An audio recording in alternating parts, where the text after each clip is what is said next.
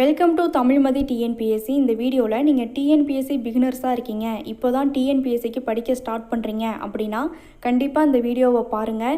இந்த 7 நிமிஷத்து வீடியோ பார்க்குறது உங்களுக்கு டைம் வேஸ்ட் அப்படின்னு நினச்சிங்கன்னா நீங்கள் 7 மாதத்தை வேஸ்ட் பண்ண போகிறீங்கன்னு அர்த்தம். ஏன்னா சுற்றி பார்த்தீங்கன்னா இந்த ஒரே விஷயத்தை தான் உங்களுக்கு ரிஜிஸ்டர் பண்ணிக்கிட்டே இருப்பாங்க. நீங்கள் டிஎன்பிஎஸ்சி பிகினர்ஸாக இருக்கீங்க அப்படின்னா நீங்கள் என்னென்ன ப்ராப்ளம் ஃபேஸ் பண்ணுவீங்க, எந்த மாதிரி உங்களோட ஃபோக்கஸை நீங்கள் கொண்டு போகணும் அப்படிங்கிறது தான் இந்த வீடியோவில் நான் சொல்ல போகிறேன். ஃபஸ்ட்டு உங்களோட ப்ராப்ளம்ஸ் என்னென்னா புக்ஸு தான். உங்களுக்கு புக்கு எந்த புக்கை படிக்கிறது அப்படின்னுங்க தான் உங்களுக்கு டவுட் வரும். புக்ஸு நீங்கள் கிடைக்காது. உங்களுக்கு ஸ்கூல் புக்ஸு பார்த்தீங்கன்னா அதை தேடிட்டு அலைவீங்க. நிறைய ஒரு புக்கு கிடைக்கும், ஒரு புக்கு இருக்காது. ஃபஸ்ட் டைம் இருக்கும், செகண்ட் டைம் இருக்காது. நம்ம எப்படி அகாடமி புக்ஸை வாங்கி படிக்கிறதா, இல்லை புக் ஸ்டோர்ஸ்க்கு போய் அங்கே நம்ம புக்கு வாங்கி படிக்கிறதா அப்படின்னு புக்கு தான் மெயினான பெரிய ப்ராப்ளமாக உங்களுக்கு இருக்கும். இல்லை நம்மளே ஓனாக நோட்ஸ் எடுத்து படிக்கிறதா அப்படிங்கிற கன்ஃபியூஸும் உங்களுக்கு வரும். இதையும் தாண்டி நீங்கள் புக்ஸு எல்லாம் எடுத்து வச்சுட்டிங்க அப்படின்னா நெக்ஸ்ட்டு ப்ராப்ளம் உங்களுக்கு என்னென்னா லெசன்ஸு. நீங்கள் புக்கை எடுத்து படிக்க ஆரம்பிக்கிறீங்கன்னா சில லெசன்ஸ் பார்த்தீங்கன்னா நீங்கள் ஈஸியாக புரிஞ்சுப்பீங்க. சில லெசன்ஸ் உங்களுக்கு ஒன்றுமே புரியாது, போர் அடிக்கும். அதுக்கு யாராவது டீச் பண்ணால் உங்களுக்கு நல்லாயிருக்கும் அப்படின்னு தோணும். அந்த டைமில் பார்த்தீங்கன்னா நம்ம அகாடமி போகலாமா, இல்லை யூடியூப் சேனலில் நடத்துகிற லெசன்ஸை நம்ம படிக்கலாமா அப்படின்ட்டு அது ஒரு ப்ராப்ளம் நீங்கள் ஃபேஸ் பண்ணுவீங்க. தேர்டு பார்த்தீங்கன்னா ஓல்டு ஸ்டூடெண்ட்டுன்னு உங்களுக்கு முன்னாடி நிறைய பேர் படிச்சுட்டு போயிட்டுருப்பாங்க. அவங்கள்ட்ட போய் நீங்கள் ஐடியா கேட்பீங்க. அவங்க என்ன சொல்லுவாங்கன்னா, நிறைய பேர் டீமோட்டிவ் பண்ணுற மாதிரி, நான் 5 வருஷமாக படிக்கிறேன், நான் 4 வருஷமாக படிக்கிறேன் அப்படின்னு சொல்லுவாங்க. நீங்களே ஷாக் ஆவீங்க. இத்தனை வருஷமாக நீங்கள் படிச்சுக்கிட்டு இருக்கீங்களா? சில பேர்லாம் பெருமையாக நான் 8 வருஷமாக டிஎன்பிஎஸ்சி எழுதிக்கிட்டு இருக்கேன் அப்படின்பாங்க. அவங்களோட வேர்ட்ஸ் எல்லாம் நீங்கள் காதில் வாங்கிக்காதீங்க, அவங்கள ஒரு பெருசாக எடுத்துக்காதீங்க. உங்களோட ஃபோக்கஸாக நீங்கள் படிக்கிறத பாருங்கள். நெக்ஸ்ட்டு நீங்கள் என்னத்தை ஃபேஸ் பண்ணுவீங்கன்னா, உங்களுக்கு ஒரு சார் மேடம் அப்படின்ட்டு யாராவது ஒரு டீச்சர்ஸ் உங்களுக்கு தேவைப்படும்னு தோணும். அதுக்கு நீங்கள் அகாடமி ஸ்டாஃபோ இல்லை யூடியூப்பில் பார்த்தீங்கன்னா ஏதாவது ஒரு ஸ்டாஃபு அவங்களோட டீச்சிங் உங்களுக்கு பிடிச்சி அவங்கள நீங்கள் ஃபோக்கஸ் பண்ணி அவங்கள ஃபாலோ பண்ண ஸ்டார்ட் பண்ணிடுவீங்க. அங்கே நீங்கள் போனாலும் உங்களுக்கு என்ன சொல்லுவாங்க அப்படின்னா, ஃபஸ்ட்டு சிலபஸை படிங்க. ஃபஸ்ட்டு சிலபஸை ஃபுல்லாக மெமரி பண்ணிவிட்டு நெக்ஸ்ட்டு நீங்கள் ஒரு லெசனும் படிக்க ஸ்டார்ட் பண்ணுவீங்க அப்படின்னு சொல்லுவாங்க. நீங்கள் சிலபஸ் கூட பார்க்க வேணாம். இப்போ நிறைய யூடியூப் வீடியோவே பார்த்தீங்கன்னா எந்தெந்த லெசன் படிக்கணும், எது படிக்கக்கூடாது அப்படிங்கிறதுக்கான வீடியோலாம் போட்டிருக்காங்க. அதை பார்த்து நீங்கள் என்ன பண்ணுங்கள், சிலபஸில் என்ன படிக்கணும் அப்படிங்கிறத மட்டும் அந்த லெசன்ஸை மட்டும் ஃபோக்கஸாக படிச்சுக்கோங்க. மற்றபடி சிலபஸை போய் நம்ம ஒன்றும் பெருசாக ஒரி பண்ணிக்க வேணாம். நெக்ஸ்ட்டு என்ன சொல்லுவாங்கன்னா, ப்ரீவியஸ் இயர் கொஷின் பேப்பர் பாருங்கள், அதை வச்சு தான் நீங்கள் ஐடியா நீங்கள் படிக்க ஸ்டார்ட் பண்ணணும் அப்படின்னு சொல்லுவாங்க. நீங்கள் படிக்காமலே போய் ப்ரீவியஸ் இயர் கொஷின் பேப்பர்லாம் பார்க்குறீங்கன்னா அது ஒன்றுமே புரியாது உங்களுக்கு. அது இந்த கரையில் நின்றுட்டு அந்த கரையை பார்க்குறதுக்கு மாதிரி தான் பார்த்தீங்கன்னா அந்த கொஷின் பேப்பர் பார்க்குறது. நீங்கள் படித்து ஸ்டெப் பை ஸ்டெப்பாக வரப்போ தான் அந்த கொஷின் பேப்பர்லேயே என்ன இருக்குன்னு உங்களால் புரிஞ்சிக்க முடியும்.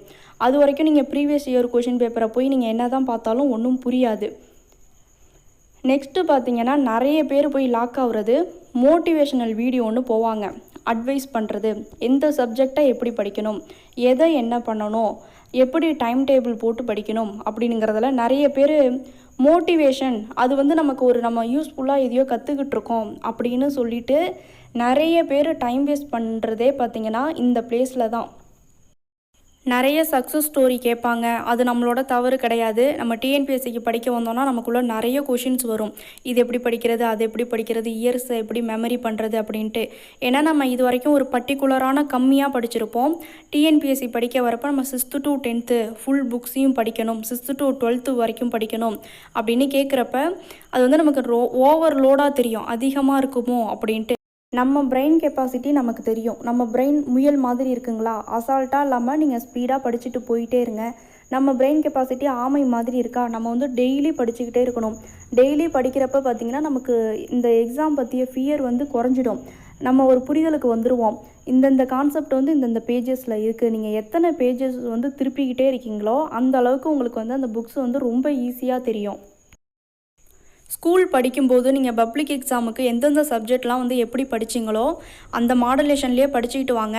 நீங்கள் 8th 9th 10th புக்கெலாம் வரப்போ நீங்கள் ஸ்கூலில் எந்தெந்த ஸ்டாஃப் உங்களுக்கு எப்படிலாம் கற்றுக் கொடுத்தாங்க, எப்படி சொல்லி கொடுத்தாங்க அப்படின்னுங்கிற ரீகால்லாம் பண்ண ஆரம்பிச்சிருவீங்க. அதனால் நீங்கள் புக்ஸை பிரட்டிக்கிட்டே வாங்க. படிச்சுக்கிட்டே வரப்போ எல்லாமே உங்களுக்கு ஈஸியாக தெரியும். ஆல்ரெடி இந்த விஷயம்லாம் நம்ம ஏற்கனவே ஸ்கூல் டேஸில் படிச்சிருக்கோம் அப்படிங்கிற ஒரு புரிதலுக்கு வந்துடுவீங்க. நெக்ஸ்ட்டு பார்த்தீங்கன்னா, தெரியாத புரியாத சப்ஜெக்டையும் வந்து நம்ம படிக்கணும். இப்போ நம்ம ஸ்கூல் படிக்கிறப்ப சில சப்ஜெக்ட் வந்து இன்ட்ரெஸ்ட்டே இல்லாமல் விட்டுருந்துருப்போம்.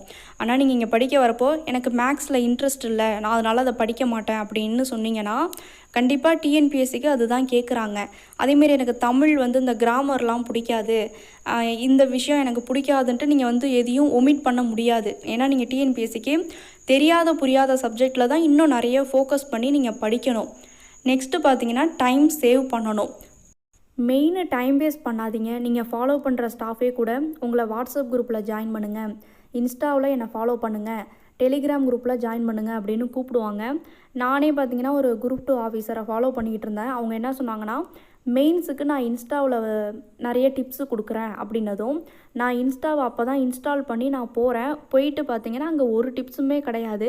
அப்படியே நான் இன்ஸ்டாவில் லாக் ஆகிட்டேன். இது வந்து என்னோடய எக்ஸ்பீரியன்ஸாக சொல்கிறேன். இதை வந்து நீங்கள் கொஞ்சம் பார்த்துக்கோங்க. மற்றபடி இப்போ நான் மேலே சொல்லியிருக்கேன் பார்த்தீங்களா, ஒரு 7 விஷயம், இதெல்லாம் வந்து உங்கள் ஃபோக்கஸை வந்து சிதைக்கிற மாதிரி இருக்கும். அதுக்காக சொல்கிறேன். இது எல்லாமே பார்த்தீங்கன்னா செல்ஃபாக உங்களுக்குள்ளேயே இருக்க வேண்டியது. இதை வந்து ஒரு சோர்ஸாக மட்டும் நீங்கள் யூஸ் பண்ணிக்கிட்டு இதில் வந்து அந்தளவுக்கு நீங்கள் ஃபோக்கஸ் பண்ண வேணாம். நீங்கள் மெயின் படிக்கிறத பார்த்தீங்கனாலே இது எல்லாத்துக்கான டிப்ஸும் வந்து உங்களுக்கு வந்துடும். நீங்கள் படிச்சுக்கிட்டு இருக்கும்போதே உங்களுக்கு தோணும், நம்ம வந்து ஒரு டெஸ்ட் பேட்ச் போட்டு நம்ம வந்து ஒரு டெஸ்ட்டு எழுதலாம். நீங்கள் படிக்கிறதுக்கு முன்னாடியே போய் டெஸ்ட் பேட்ச் ஜாயின் பண்ணிங்க அப்படிங்கன்னா அது வந்து உங்களால் சுத்தமாக முடியாது. நீங்கள் படிச்சுக்கிட்டே இருக்கிறப்ப உங்களுக்கு என்னென்ன தேவைன்ட்டு புரியும். இன்ஸ்டியூட் போகிறீங்கன்னா அவங்க ஒரு ஷெட்யூல் போட்டு அவங்க ஒரு பக்கம் உங்களை கொண்டு போயிட்டு இருப்பாங்க.